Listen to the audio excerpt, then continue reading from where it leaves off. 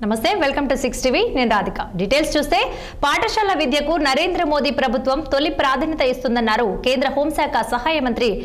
బండి సంజయ్ విద్యార్థులకు నాణ్యమైన విద్య అందించేందుకు 1,00,000 కోట్లు కేటాయించినట్లు సంజయ్ తెలిపారు రాజన్న సిరిసిల్ల జిల్లా వేములవాడలో 10th క్లాస్ విద్యార్థులకు సైకిళ్లను ఉచితంగా బండి సంజయ్ అందజేశారు అనంతరం ఏర్పాటు చేసిన కార్యక్రమంలో కేంద్ర హోంశాఖ సహాయ మంత్రి సంజయ్ మాట్లాడుతూ విద్యార్థులకు కీలక సూచనలు చేశారు స్టూడెంట్స్ ఒక లక్ష్యం ఏర్పాటు చేసుకుని ముందుకు సాగాలని సూచించారు బుక్స్ తలదించుకొని చదవాలన్న ఆయన చదువు కోసం పేరెంట్స్ పడుతున్న కష్టాలు తెలిస్తే భవిష్యత్తులో తల ఎత్తుకొని బతుకుతారన్నారు పేద విద్యార్థులను ఆదుకోవాలనే ఉద్దేశంతోనే సైకిళ్లు అందిస్తున్నట్టుగా సంజయ్ చెప్పారు పార్లమెంట్ సభ్యుడిగా ఉన్నన్ని రోజులు విద్యార్థులకు సైకిళ్లు ఇస్తారని హామీనిచ్చారు గత బీఆర్ఎస్ ప్రభుత్వం ఇచ్చినట్లు బతుకమ్మ చీర మాదిరిగా కాదని తాను బ్రాండెడ్ సైకిళ్లు ఇస్తున్నట్లు స్పష్టం చేశారు బండి సంజయ్ స్వామి మీ అందరికీ సేవ చేసే అవకాశం నాకు ఇచ్చిన అదృష్టంగా భావిస్తారండి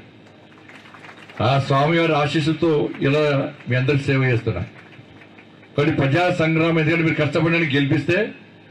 నరేంద్ర మోడీ గారు జేపీ నడ్డా గారు నన్ను బీజేపీ రాష్ట్ర అధ్యక్షుడిని చేశారు చేసిన తర్వాత రాష్ట్ర అధ్యక్షుడిని చేస్తే పార్టీని ముందు నడపాలి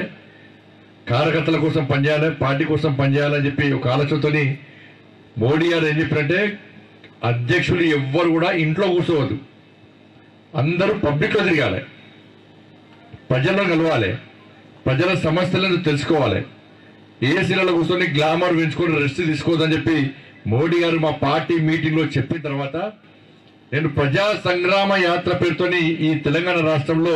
యాత్ర చేపట్ట 150 రోజుల పాటు ఎండ వర్షం చలి ఏం పట్టించుకోకుండా 150 రోజులు 1600 కిలోమీటర్లు ప్రజా సంగ్రామ యాత్ర చేసిన మీరు గత ప్రభుత్వం ఏం చేసిందంటే ఈ విద్య కోసము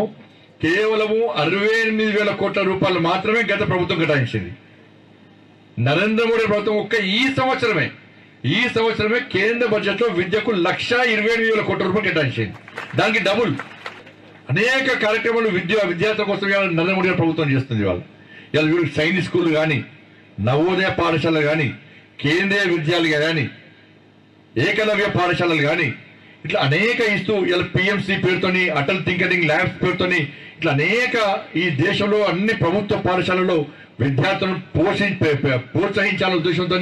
అనేక విధాలుగా ఇలా కేంద్ర ప్రభుత్వం నరేంద్ర మోడీ ప్రభుత్వం ఇవాళ మీకు అందరూ సహకరిస్తున్నది నేటి బాలుడు రేపటి పౌరులు కాదు